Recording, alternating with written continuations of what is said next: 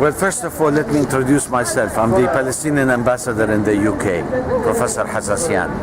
I came here in solidarity with this group, contesting the atrocious and heinous crimes against our political prisoners, Palestinian political prisoners, whom have been maltreated and mistreated and abused by the Israeli jailers.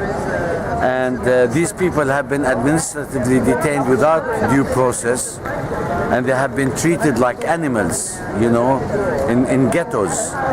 And we're calling the international community's free conscience in solidarity with the release of our political prisoners who are dying every day. And today we have 300 Palestinian political prisoners on hunger strike, protesting the maltreatment of the Israeli jailers. And we hope that our prisoners will be released very soon, and justice should be done. And we hope that it is about time to end occupation. And what do you think of the attitude of the Red Cross? They don't seem to be very supportive. Well, of the Palestinians. the Red Cross is limited, and sometimes, you know, the bureaucracy in the Red Cross kills basically their work and their stamina towards, you know, doing more and more and more and more, and they're becoming helpless. They're becoming, you know, controlled, or if not controlled, pressured by the Israelis. So we don't anticipate much of the international cross. That's why today, you know, this demonstration is to show our dissatisfaction, our indignation against, you know, the Red Cross, and what the Red Cross is doing is not enough. No, you cannot remain neutral. And I think, you know, it's important that the Red Cross become more vibrant, more explicit in its role and its position, and I think it should be more aggressive in trying to expose the naked truth of the Israeli jailers in the context of the Palestinian political prisoner.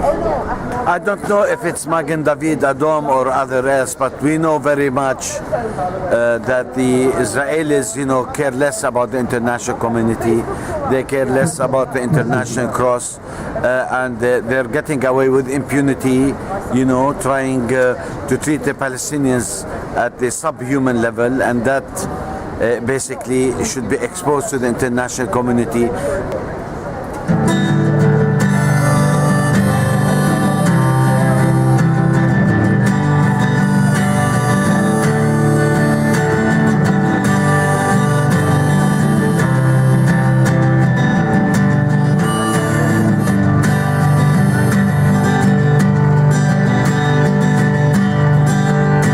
From the Balfour Declaration to Israeli occupation, never all Palestinians now.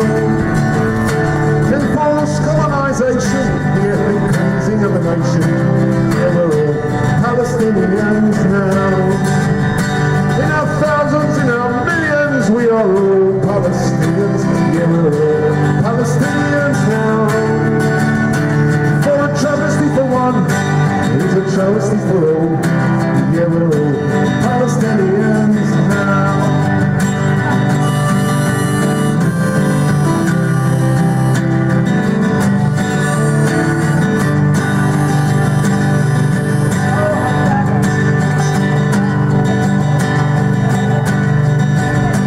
From the river to the sea, Palestinians must be free. Yeah, we're all Palestinians now. And so each and every day, we must all stand up and say, we are all Palestinians now. In our thousands, in our millions, we are all Palestinians. Yeah, we're all Palestinians now. For a travesty for one is a travesty for all. Yeah, we're all Palestinians now. Everybody, in our thousands, in our millions, we are all Palestinians. Yeah, we're all Palestinians now. For a travesty for one is a travesty for all. Yeah, we're all Palestinians now. In our thousands, in our millions, we are all Palestinians. Yes, we're all Palestinians now. For a travesty for one is a travesty for all. Yeah, we're all Palestinians now. Yeah, free Palestine!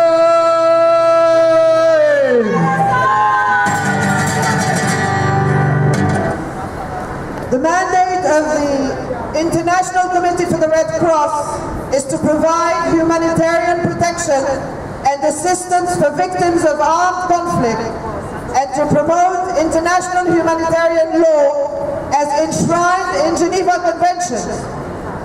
With such honorable objectives, it's with a very heavy heart that we are here today outside the UK mission of the International Committee for the Red Cross to protest at their recent actions in Palestine.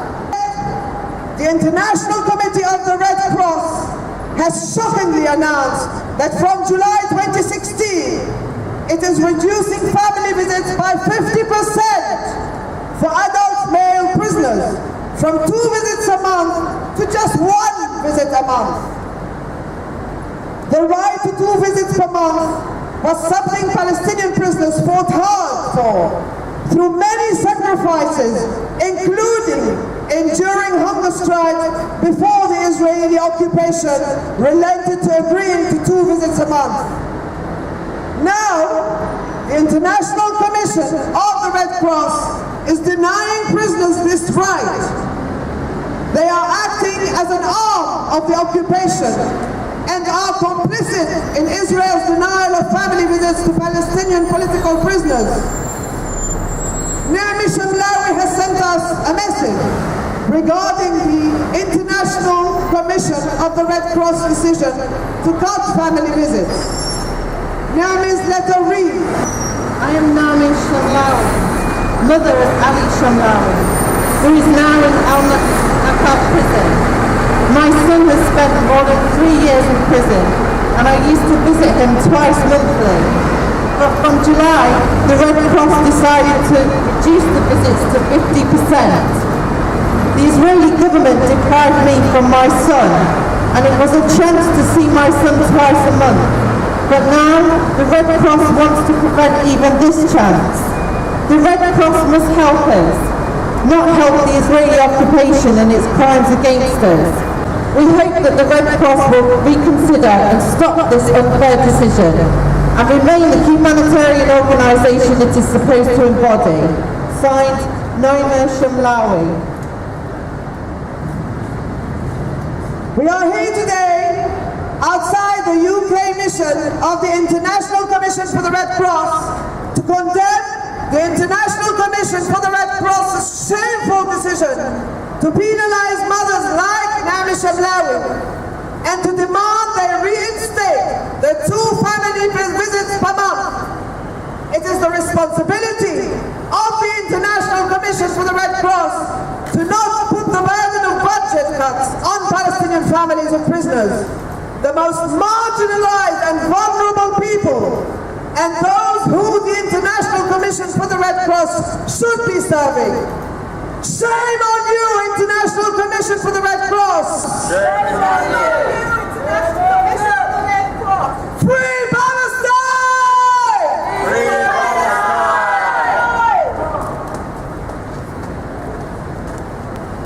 We are also here today to demand freedom for the Palestinian hunger striker, Bilal Kayed.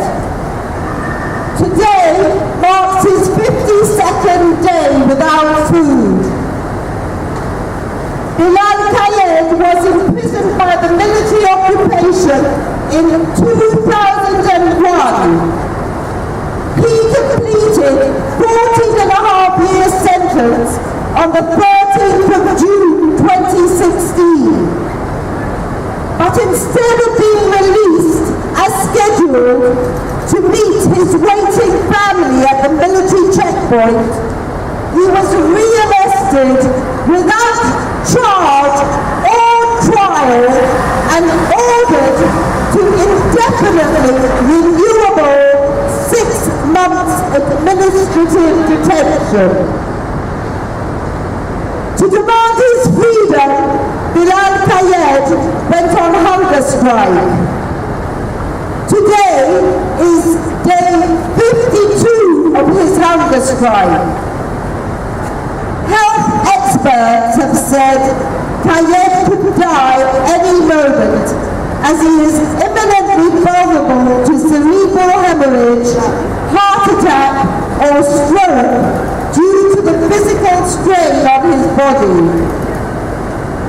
Today, hundreds of Palestinian prisoners have joined Kayed in open hunger strike. There are around 750 Palestinians being held indefinitely without charge or trial, with no way of defending themselves, under Israel's illegal use of administrative detention. 127 administrative detention orders were issued just last month in July 2016. We have a letter from Bilal Kayed, written in prison on day 48 of his hunger strike. To my heroic Palestinian people, free people of the world, in this difficult stage that I am enduring on a personal level, in the struggle against the attempt to force my submission to the brutal occupation which made the decision to liquidate me, for nothing but the fact that I stood beside the prisoners of my people, defending my rights and their rights, and the rights of their families, to achieve even the minimum conditions for human dignity.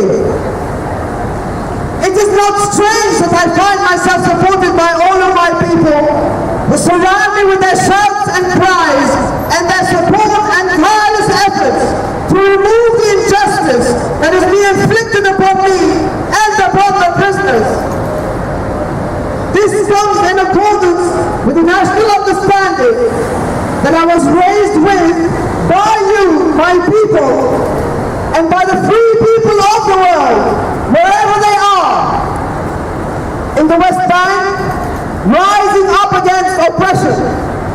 In the occupied lands of 1948, proud and rooted in the land and upholding their identity. My heroic people in victorious Gaza, and all of the free people of the world, of all nationalities and backgrounds. I am here today, finishing my first stage in my battle with this brutal occupier, and I have declared my second stage, which is one of unity with all prisoners from all backgrounds and political parties, so that we can all collectively stand at the point of the arrow of the national struggle, inside and outside the prisons. After receiving this decision by the military occupation courts, as I expected, to reject his appeal against administrative detention, ignoring my freedom, life and dignity, it is necessary that I respond in order to confront this brutal decision. So starting from today, the 1st of August 2016, I am refusing all medical examinations presented by doctors in the hospital. I am demanding my immediate return to prison, despite my deteriorating health conditions, to stand in front and on one line in the prison cells of the occupation, side by side with all of the revolting prisoners, raising our loud voice. Your decision will not pass easily, especially after the occupation has crossed another red line. Even more dangerous, by sending me to administrative detention, which aims to liquidate all of the leaders of the prisoners' movements and its card, and those who raise high its banner, defending the right of prisoners to freedom and to dignity. My heroic people, the arrived. I am full of hope, as I have always known you, that you are the protective wall defending our struggle. What I have received from you through your struggles, your sit-ins, your demonstrations, gives me more determination to continue forward until victory. Either freedom or martyrdom. Victory is inevitable. Bilal Kayed, Barzilai Hospital, 1st of August 2016. We demand freedom for Bilal Kayed and freedom for all 750 administrative detainees held without charge, without trial. And we demand freedom for all Palestinian political prisoners.